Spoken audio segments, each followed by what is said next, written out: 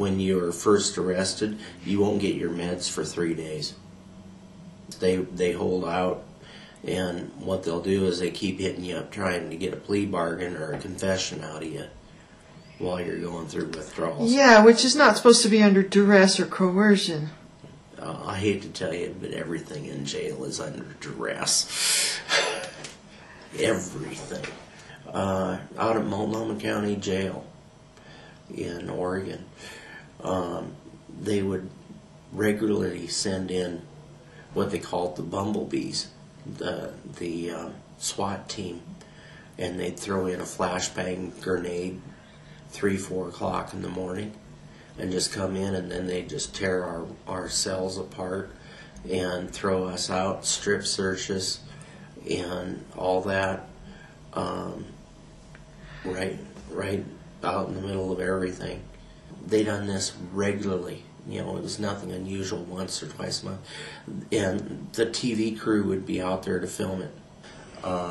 They offered me a 13-month sentence. That'd be 12 months and 1 day for my charges. And I stayed in jail for 22.5 months fighting it. And I finally got to the point where I couldn't fight it no more. They put me for observation down in the Oregon State Hospital. It happens to be the same place where they filmed One Flew Over the Cuckoo's Nest. That's where I got to take a shower, folks. Oh, great. Any nurses there named Ratched? No, but there are things pertaining Similar. to Miss Ratched that Are real. Are real from her days. You know, it has her signatures on it. And Oh, there was a real nurse named Yes. Ratched Yeah. at that facility? Mm-hmm. Oh my, I thought that was fiction. I'm sorry. And Then there have even been attempts on your life. oh yes, yeah. I've been shot at 3 different times. I've had death threats. I've had various threats against me, and that as recent as a week ago. The deal was the one charge I would take, and everything else would be dropped and expunged. And It didn't as happen? soon as I took it, it was just like I got convicted of everything. They never expunged the No. other false charges? No. And what about the daycare?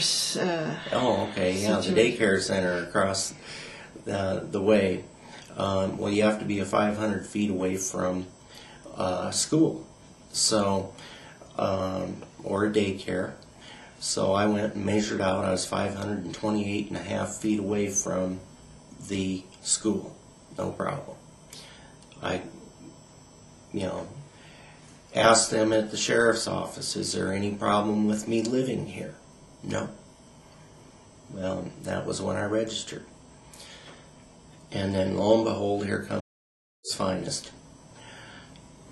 They come in and, oh, you're living too close to a daycare. And I go, well, I looked for signs. I didn't see no sign. Oh, they've got a fenced-in backyard. So you should have assumed, because someone had a fenced yard, it was your responsibility to assume that they had a daycare center with no sign. And he goes, well, there's cars going in and out of there all the time. You should have known it.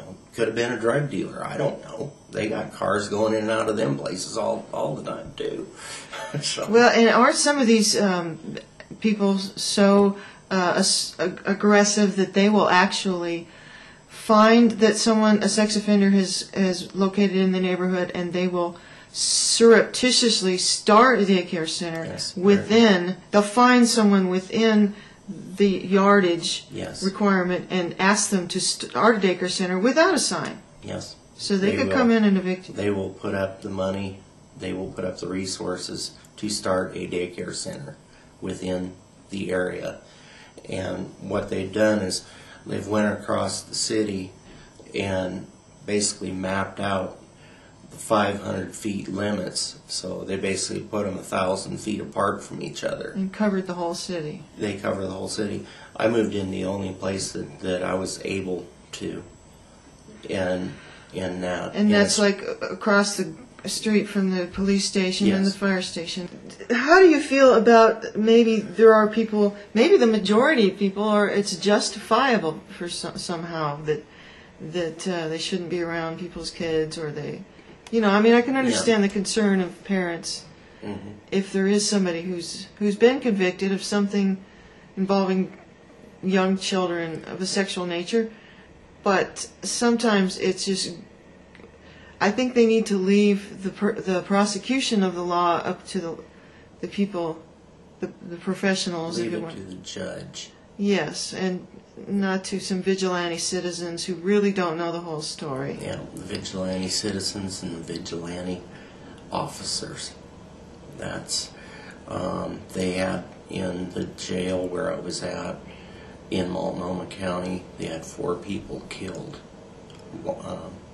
around the time I was there. What's the name of that county? Multnomah. Can you spell that? Multnomah. In Oregon. Yes, it's Portland, Oregon. And they were killed by the guards. They had a fellowship called the Brotherhood of the Strong. And the guards were officially relinquished of any wrongdoing. So they got away with murder. Yes. My background's electronics engineering. But when I go into a company and say, tell them, I went to school at MIT, and, DeVry, all hunky-dory, but when they see that you're a convicted felon, a lot of times they don't want anything to do with you, especially when it's a sex-related felon. Yeah. So. Well, I can understand people's concern, but I just want people to know that, there are exceptions to, not everyone who's convicted is rightfully so. Oh, exactly. There was a lot of people that I seen when I was in jail and in prison that do not need to be there, should not be there. There were so many people that were in jail for things that they should have just been written a citation and to show up in court or send in money for a fine. And that's, they stress overcrowding in the jails. It's not that way. But it's a private for-profit industry now. Yes, a lot of it is. They won't let you do anything in jail. And, if you want to go to the law library, they give you, if you're lucky, a half hour once a week. And you're supposed to be able to write down word for word exactly what it says in that book. Because you can't photocopy it because there's no photocopier that works. And even a practiced lawyer couldn't target what they need in a half hour. I know lawyers that were in jail that couldn't do it. And they give you one piece of paper and a pencil. If you break the pencil lead, you're screwed. And if you write enough to fill that piece of paper and still have time left, you just sit there and wait for them to come get you. There's been people coming out of the woodwork trying to debunk me left and right because of what I've known about Hunter Thompson firsthand. Yeah, I've been in and out so many times on that failure register, I couldn't even keep track of when the dates were. Well, I thought that was just used in particular that time to... Yeah, well, every time I give an interview and it's made public, I usually end up in jail. Well, we hope that doesn't happen. And when you ended up in jail, I know that Ted Gunderson had said you were interviewed regularly by men in suits. Yes. Would come to your jail cell. Yeah, men in black. Elaborate on that. They would come in, everybody from the FBI on down,